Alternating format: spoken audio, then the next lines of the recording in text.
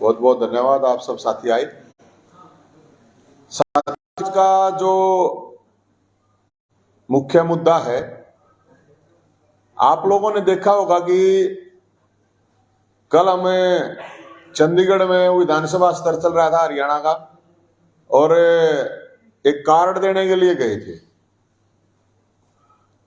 बारात का। तो बारात निकालना जरूरी है, आज से कई साल पहले की वीडियो है, और शायद आप लोगों ने सुनी होगी जरूर। अगर नहीं सुनी होगी, ये देखो आप। पार्टी को मजबूत करने का मतलब है उन कुंवारों को दुल्हन मिलना जिनको इन राज्यों में नहीं मिली, जो घूम रहे हैं ऐसे एक गांव में 150, 200, 900 लड़के जो दुल्हनों से वंचित हैं। ये अलग अलग इशू हैं, क्योंकि बारात होती है तो फिर उसमें बुजुर्ग भी है, तो बुजुर्ग बुढ़ापा पेंशन, और इसका हमने कि समस्या, जितनी भी समस्या है लोगों की, हमने ये कहा है कोई भी अपनी समस्या लेके, ये कार्ड छपवा रखा हमने कि कोई भी अपनी समस्या लेके उस दिन उस बारात में आ सकता है। अब मैं उसके लिए यहां पे आया था, कल इन्होंने मेरे को अरेस्ट कर लिया, शाम को वापस छोड़ा है। कार्ड ही देने आया था मैं, तो मिठाई साथ में थी, कार्ड देने के लिए आया था। अब लेकिन ये ना कार्ड लेना चाहते हो ना वो, लेकिन हम तो अपनी एक आवाज थी उसको उठा रहे हैं। अब इसमें आपकी जानकारी के लिए मैं बता दूं, हमने एक नंबर जारी किया था 70 27 822 822, 70 27 822, फिर दोबारा 822। करीब 700 लोगों के फोन एक दिन में आ गए इस बारात के बराती बनने के लिए। एक दिन में बता रहा हूं मैं आपको, अभी तो कई दिन पड़े हैं, एक दिन में आ गए इतने लोग। क्योंकि अगर हम कोई बात चाहते हैं, मुझे की जॉब की बात चाहते हैं, पीछे मेरे को 9 दिन तक जेल में रखे इन्होंने। वहां पे पैसे लेके जो आरोप लगा रहे थे, आवेदक पैसे लेके भर्तियां की जा रही थी पीजीआई में, बाहर के लोगों की भर्तियां की जा रही थी 9 दिन तक। झूठे केस, 4.5 साल पुराना मेरा पानीपत का केस लगा दिया, परावर की जमीन का मामला था वो लगा दिया, एक SC ST का केस लगा रखा था मेरे ऊपर वो लगा दिया, फिर वो हटा भी दिए। तो साथियों, हम सबको न्योता दे रहे हैं, पक्ष विपक्ष कोई भी हो, कि ये जो डिमांड है, क्योंकि कल मैं विधानसभा में देख रहा था कि बड़ी गजब की बात है कि जब विधानसभा के अंदर खुद डिप्टी चीफ मिनिस्टर की मां जब ये कह रही है मेरे इलाके में टीचर नहीं है, तो आप अंदाजा लगा सकते हो कि स्थिति क्या है। और शायरी हो रही है वहां पे विधानसभा में, और बता रहे हैं इनको दोनों को शेर लिख के देने वाला भी एक ही आदमी है। एक ही आदमी है जो उसको भी शेर लिख के देता, पूर्व मुख्यमंत्री को और अपने इस प्रेजेंट में जो मुख्यमंत्री है। वरना मुझे तो लगता नहीं कहीं से, मेरे को तो गालीपुर गुलजार मेरे को तो लगते नहीं है कि एक शेर बोलेगा उसके ऊपर दूसरा तुरंत। तो बिल्कुल मिलजुल के इन्होंने मुशायरा बना रखा है, मुशायरा स्तर कह सकते हैं इसको विधानसभा स्तर का। नहीं तो होना चाहिए था ये कि भाई हम इतनी वैकेंसी इतने दिन तक, क्योंकि हमारी जो ये डिमांड है इसमें सबसे बड़ी एक डिमांड है कि भर्ती कैलेंडर जारी होना चाहिए। भर्ती कैलेंडर जब तक जारी नहीं होगा, क्योंकि 4-4 साल 5-5 6-6 साल की भर्तियां ऐसे ही पड़ी हैं।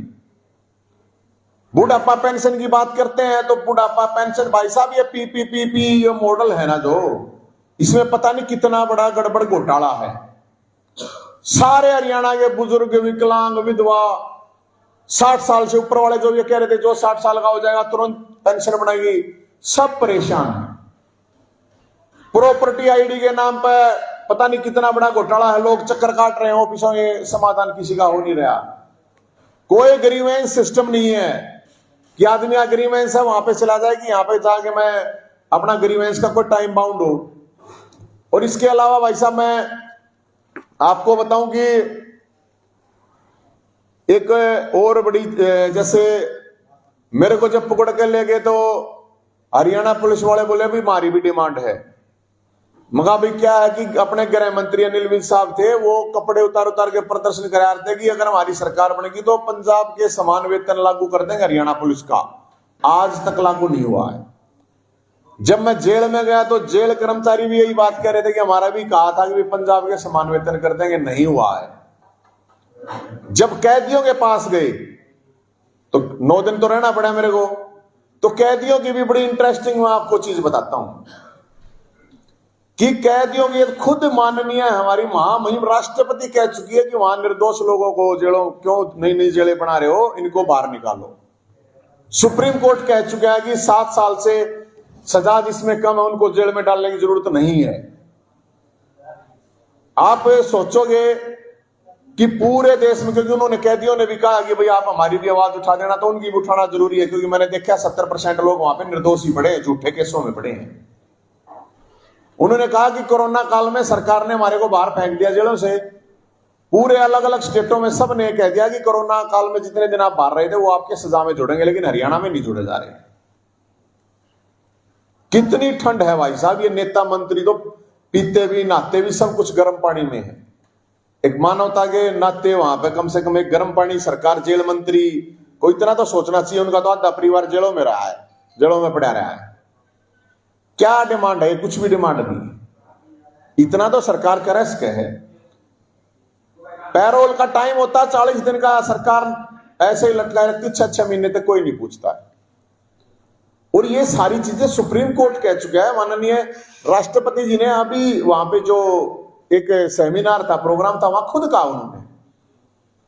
तो भाई साहब ये जितनी भी समस्याएं हैं, जितनी समस्याग्रस्त लोग हैं, वो सब 14 तारीख मकर संक्रांति के दिन रोहतक में बीजेपी ऑफिस के बाहर बारात निकाली जाएगी, क्योंकि इन्होंने ही कहा था कि हम नौकरी भी देंगे, हम शादी भी कराएंगे। अब ना तो शादी हो रही है और ना हो रहा है, खेल कोटा है, बीबीजी कोटा है, उसके ऊपर सरकार कोई बात नहीं कर रही। यहां पे इस विधानसभा की मैं तो आपको बता रहा हूं कि विधानसभा के अंदर ही ये जो सारी चीजें हो रही हैं, एक और मामला हो रहा है, मैं आपको बताऊं। अब एक चला रखा है इन्होंने, पोर्टल सिस्टम बना दिया है। एक पोर्टल माफिया नई तरीके के काम करना शुरू कर रखा है। कहीं पे उसका कोई यूज नहीं हो रहा है, लोगों को उससे कोई फायदा नहीं मिल रहा है, गांव के लोगों को तो मिल ही नहीं रहा है। सारी आना इनके सर्वर डाउन रहते हैं। तो अलग अलग चीजों को लेके अलग अलग समस्याएं हैं। सरकार अपने हिसाब से अपना बखान कर रही है, विपक्ष है वो गूंगा हो चुका है या बहरा हो चुका है, मुर्दा हो चुका है, हमें नहीं पता। क्यों नहीं बोलते, क्यों नहीं सड़क पे उतरते? एक बयानवीर बने हुए हैं, लेकिन कोई कार्रवाई कोई सरकार के खिलाफ होती नहीं है। कट्ठी शेरो शायरी चल रही है। तो मुझे लगता है कि उस दिन के लिए हम न्योता देंगे, पूरे हरियाणा में जाएंगे और सबकी बात उसमें, चाहे बुढ़ापा पेंशन है, चाहे पुरानी पेंशन है, चाहे कच्चे कर्मचारियों को पक्का करना है, बहुत से इशू हैं जो भी हमारे पास इशू आ रहे हैं। और ये नंबर हमने जारी करा, इस पे रजिस्ट्रेशन हो रहा है 7027-822-822। इस पे रजिस्ट्रेशन करा के वहां पे ये बारात निकाल लेंगे। कोई सवाल है तो आपका आप जरूर बता दीजिए। क्या विपक्ष की भूमिका पे आपने सवाल उठाया था, तो क्या विपक्ष को जगाने का भी काम करेंगे आप? मैं तो कोशिश कर रहा हूं भाई साहब। मेरे को कल ही कुछ पत्रकार साथी कह रहे थे कि पहली बार ऐसा हुआ कि विधानसभा सत्र में अब की बार इतने मुद्दे उठे हैं। कंपैरिजन अगर आप बात करोगे दूसरे उनके, तो इतने अलग अलग तरह से मुद्दे उठे हैं। और मुद्दों का मतलब यह, आज के दिन बेरोजगारी सबसे बड़ा इशू है, बुढ़ापा पेंशन बहुत बड़ा इशू है, उसके अलावा क्राइम है, नशा है, इतने बड़े इशू हैं। एक मैं आपको और बता देता हूं बात। मैं जो 8-9 दिन अंदर रहा, तो वहां जो मैंने देखा कि जो लोग जेलों के अंदर आ रहे थे रूटीन में रोज, 80% लोग उसमें नशे करके, क्राइम करके आ रहे थे। सरकार को मेरे हिसाब से इसके बारे में मुझे नहीं लगता कि इस तरह उस पर कोई काम हो रहा है। तो सरकार के और विपक्ष के लोग कई कहते हैं कि नवीन जहीर तो ड्रामा करता है। अगर ड्रामा है ये तो ठीक है, इस ड्रामे में करके देखो ना, ये भी ड्रामा करके देखो, जेल में जाके तो देखो 2-4 दिन। अरे 2 ही दिन जाके तुम बोल के ही देख लो। विपक्ष वालों को तो मैं ये कह रहा हूं, भाई साहब आप प्रदर्शन करो, धरना करो, आपके नाम की जो जेल है वो मैं काट लूंगा, कोई प्रॉब्लम नहीं है। आपको जो आपके नाम की जेल हम काट लेंगे, बोल लो तो। अब पता नहीं इनको सांप सूंघ आ रखा है, कौन सी फाइल दिखा रखी है, क्या कुछ नहीं, एक फेसबुक पे डाल देंगे, एक ट्वीट कर देंगे, एक प्रेस कॉन्फ्रेंस कर देंगे, प्रेस नोट कर देंगे। बयानवीर तो हैं, बयानवीर भी बहुत ध्यान से देते हैं, इतने बयान भी नहीं देते। ये सड़क पे उतरने का आप बता दो। 3 साल हो गए सरकार को, 3 साल में विपक्ष ने कितनी बार सड़क पे उतर के मुद्दे उठाए हैं, ये तो आप ही सवाल कर सकते हो। एक बार कोई भी आप बता दो कि 3 साल के अंदर विपक्षी पार्टियों ने, दलों ने कितनी बार सड़क पे उतर के जनता के मुद्दे उठाए हैं। हरियाणा के अंदर पेंशन का इतना बड़ा इशू था, खेल कोटे का इतना बड़ा इशू था, बेरोजगारी का इतना बड़ा इशू है। अब ये तो 2024 के हिसाब से भर्ती करेंगे, आधे भर्ती कर देंगे, आधे फिर उड़ डालेंगे कि 2024 के लोकसभा में हमें वोट दो, अगली बार फिर उनको करेंगे। तो पेंशन के मुद्दे पे सीएम साहब ने कहा था कि एडीसी की ड्यूटी लगा दी है, जिसके जो पात्र लोग हैं वो आवेदन करें। मैं अभी देखिए, सरकार ने वो ड्यूटियां लगाई थी, 1-2 महीना काम हुआ था, लेकिन मैं आपको जानकारी दे देता हूं कि करीब 3.5 लाख बुजुर्ग आज भी, जिनकी 60 साल से ऊपर एज हो चुकी है, उनकी पेंशन नहीं बढ़ रही है। और जब डिस्ट्रिक्ट एडमिनिस्ट्रेशन के पास जाते हैं लोग, तो वो कहते हैं चंडीगढ़ से बन के आएगी। तो कब आओगी चंडीगढ़ से बन के? है कोई टाइम लिमिट तो होगा। एमएलए एमपी इनकी तो पेंशन ना रुक रही भाई, इनकी तो कहीं ना पीपीपी आईडी अड़ रही, इन पे तो कहीं ना प्रॉपर्टी आईडी अड़ रही। तो ये तो ठीक नहीं है ना। अब बुजुर्ग हैं, वो धक्के खाते घूम रहे हैं, उनकी तो नहीं बढ़ रही। मेरे पास तो रोज आते हैं लोग भाई साहब, रोज की भाई मेरी पेंशन नहीं बढ़ रही, अलग अलग जो भर्तियां अटकी खड़ी हैं वो हैं। तो भर्ती कैलेंडर तो होना चाहिए, उसके बिना तो मेरे हिसाब से तो ठीक नहीं है जिस तरह ये कर रहे हैं। अब सीईटी है, जब सीईटी क्वालिफाई तो मांग रहे हैं लोग। एस्टेट है, अलग अलग स्टेट में उस तरह के टेस्ट होते हैं, वो आजीवन है। अब बार 7 साल के बाद कौन पटेगा? वैकेंसी खाली है एजुकेशन डिपार्टमेंट में। अब ये कह रहे हैं कि सुबह वाला मंदिरों से, मस्जिदों से, गुरुद्वारों से अनाउंसमेंट करवाया करेंगे 4 बजे की बच्चों खड़े हो जाओ, पढ़ो। अरे टीचर तो नहीं है, टीचर पढ़ा होगा? टीचर तो है ही नहीं। तो जब टीचर नहीं है तो वहां से अनाउंस करने से उठ जाएगा को 4 बजे में, उससे पढ़ाने से क्या हुआ? तो हरियाणा पुलिस है, 35,000 वैकेंसी खाली है, बताओ नहीं भर रहे हैं। हेल्थ डिपार्टमेंट है, करीब 25,000 वैकेंसी खाली है। तो सरकार खुद कह रही है। अब बड़ी गजब बात है, सरकार पहले, अब जैसे सरपंच का चुनाव हुआ, 2 साल तक गांव का जो विकास था वो पूरी तरह रुक गया। अपने हिसाब से इन्होंने पैसे लगाए, अपने हिसाब से कमीशन खाई।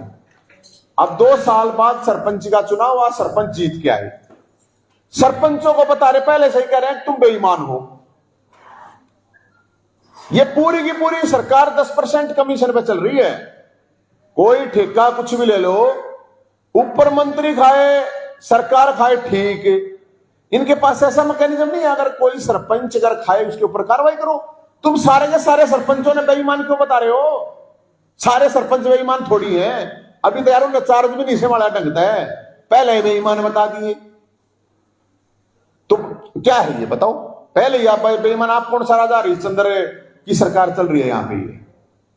और कोई कबीर कुटीर नाम रखने से कोई कबीर थोड़ी हो जाएगा।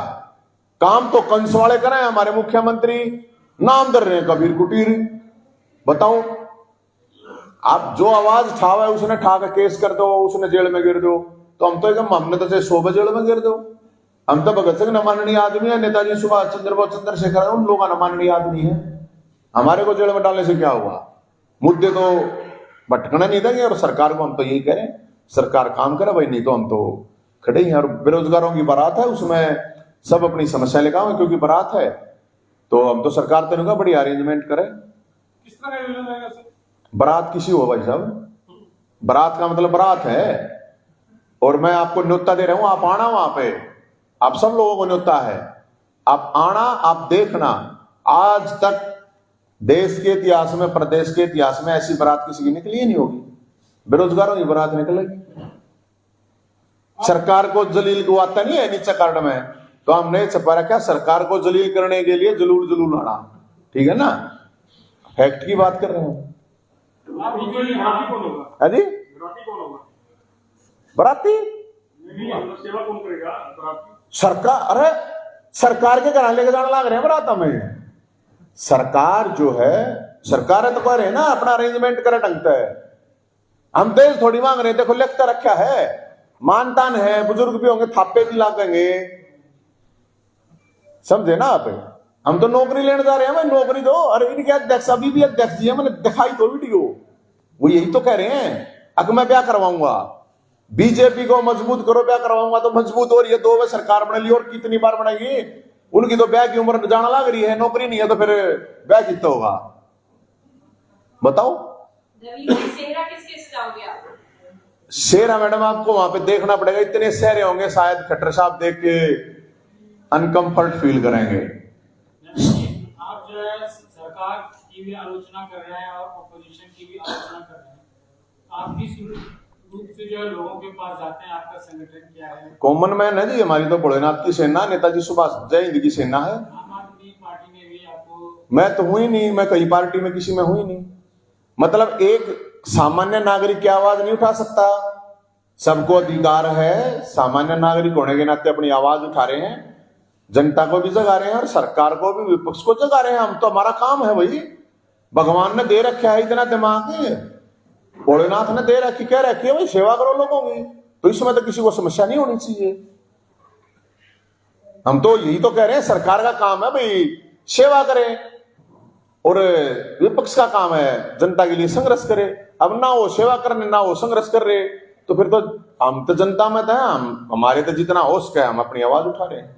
ओल्ड पेंशन स्कीम थी, उसको लेके भी हाँ, ओल्ड पेंशन स्कीम की हम तो कह रहे हैं, हम तो डिमांड कर रहे हैं बिल्कुल।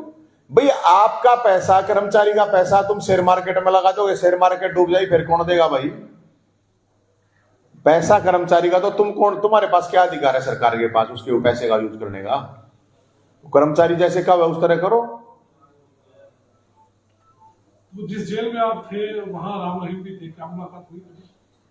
नहीं, मेरी तो नहीं मुलाकात हुई है, और वो हालांकि मेरे साइड वाले उसमें थे, लेकिन वो उनके लिए जेल में भी एक जेल थी और मेरे लिए भी जेल में भी एक जेल थी, तो मैं भी बाहर नहीं निकलने दिया।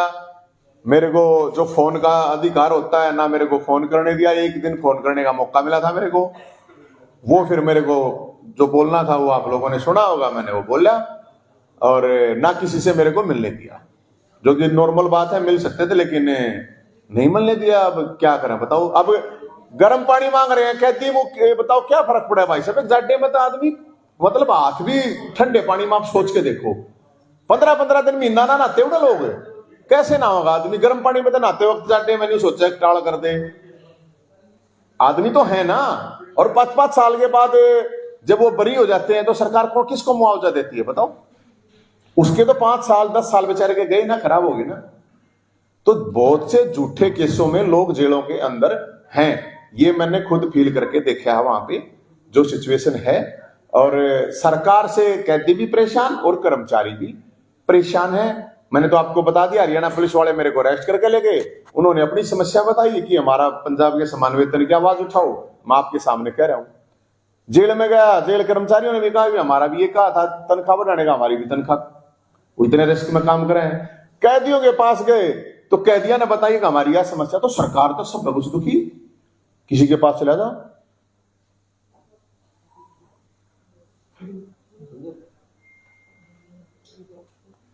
हो गया जी, थैंक यू।